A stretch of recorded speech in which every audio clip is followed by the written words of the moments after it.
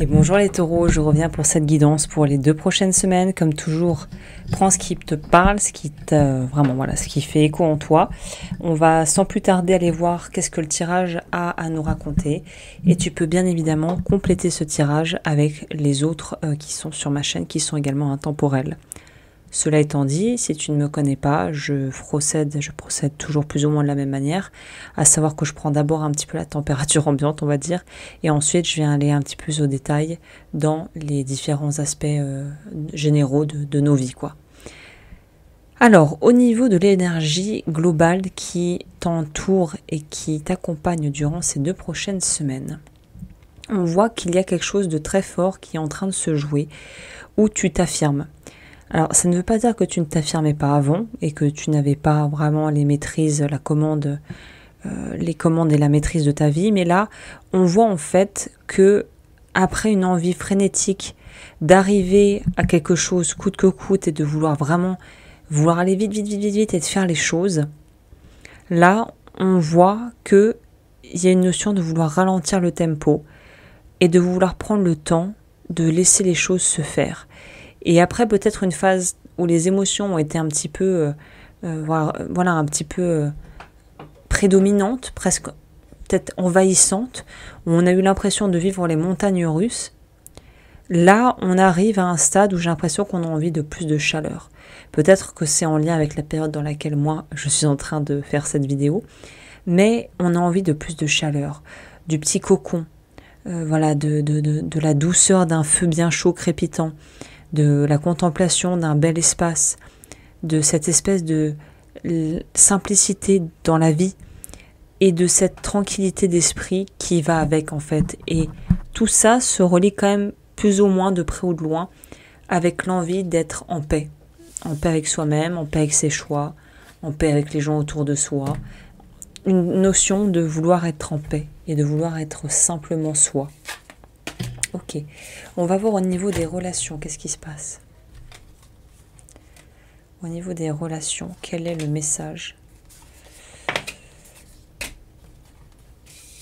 Ok, on nous dit qu'il y a quelque chose qui se clôture, un chapitre se clôture. Ça peut nous parler, alors là c'est vraiment deux propositions drastiquement différentes que j'aurais à te partager. Soit tu sais que c'est fini avec la personne avec qui tu es, dans le sens où voilà, vous savez que vous êtes en bout de course et c'est presque un petit peu d'un commun accord que vous allez vous dire bon bah je crois que là c'est on sait tous les deux que on a peut-être trop de différences sur certains points, qu'il y a des choses où on est trop finalement incompatible pour que ça puisse fonctionner dans la durée. Ou à contrario, ça pourrait être une rencontre soudaine. On pourrait presque nous parler d'un coup de foudre, de quelque chose de vraiment, de très sorti de nulle part.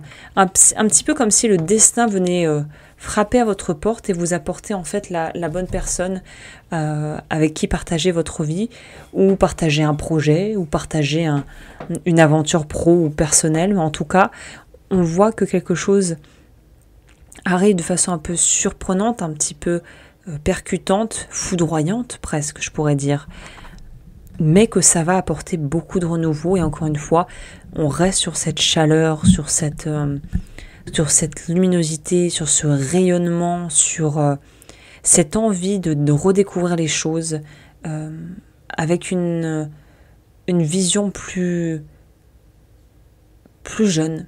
Pas forcément jeune en âge, mais jeune où on se propose et on s'autorise des choses que peut-être on ne s'autorisait pas, par exemple. Au niveau de la vie professionnelle et des finances, que se passe-t-il?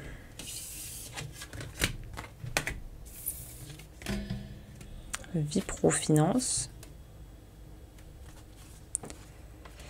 On va avoir un petit goût de regret peut-être pour certains taureaux qui ne vont pas pouvoir aller au bout d'un projet professionnel, je pense, ou qui sont en train de clôturer une phase pro de leur vie, où finalement, en gros, après avoir fait peser le pour et le contre, et en étant tout à fait dans le fait d'être très rationnel, de vraiment faire les choses de façon très simple et d'être...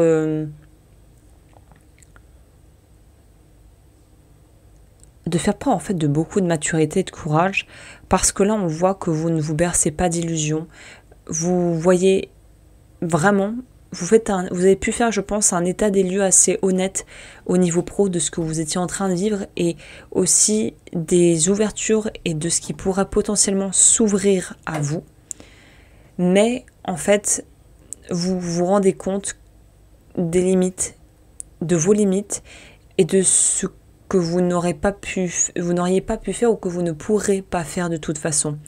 Ça peut paraître un peu austère quand je dis ça, peut-être même un petit peu démoralisant si voilà, tu écoutes ce podcast et que tu dis ma vie pro est pas folle, mais c'est pas folichon, mais en même temps c'est pas non plus horrible. Et là, merci de me plomber un peu le décor. Mais encore une fois, il n'y a rien de tragique là-dedans. Moi, tout ce que je perçois, c'est cette notion de ne pas se bercer d'illusions, de façon générale. Peut-être qu'il y a un dernier coup de collier à mettre et il faut se donner les moyens de ses ambitions. Peut-être que dans cette circonstance, la meilleure chose à faire, c'est de laisser tomber le projet. Encore une fois, je ne peux pas te dire ce qu'il faut que tu fasses, c'est pas le but de mon travail, mais que ce soit d'un parti ou de l'autre, d'une facette ou de l'autre de la pièce, c'est en gros, soit j'y vais vraiment, soit si je sais pertinemment au fond de moi que je ne peux pas me donner les moyens de mes ambitions, et ben de recadrer sur autre chose pour partir entre guillemets sur une base où je sais que je pourrais donner le meilleur de moi-même et où j'aurai pas de regrets. Alors, essayons d'illustrer ça à quelque chose d'un peu plus concret.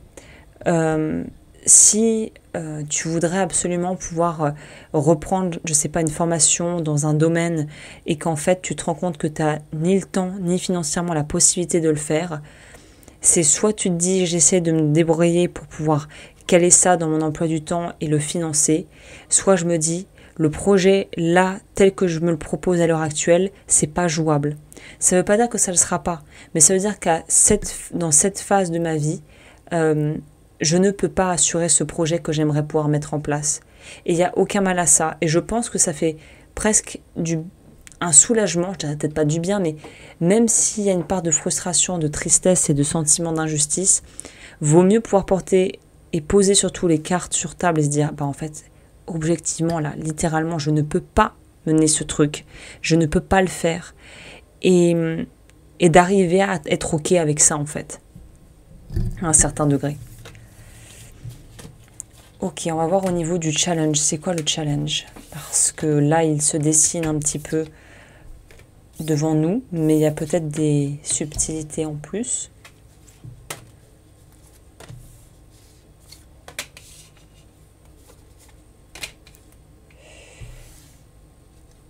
Alors, c'est intéressant parce que le challenge nous dit « Ne baisse pas les bras », comme je le disais précédemment. Tu vas pouvoir éclore et en fait, tu es prêt à ce changement. Tu es prêt à cette fin inéluctable qui va en fait donner naissance à quelque chose d'autre. On te dit de laisser ton cœur ouvert, en gros, de te laisser encore, de ne pas te refermer de par les épisodes que tu vis, mais au contraire de pouvoir continuer à rêver, à t'expandre. Ne t'empêche pas de rêver, même si tu sais que tu pourras peut-être pas tout faire et tout faire en même temps. En gros, on te dit, laisse-toi être ton propre guide. En gros, sois ton propre gourou d'une certaine manière.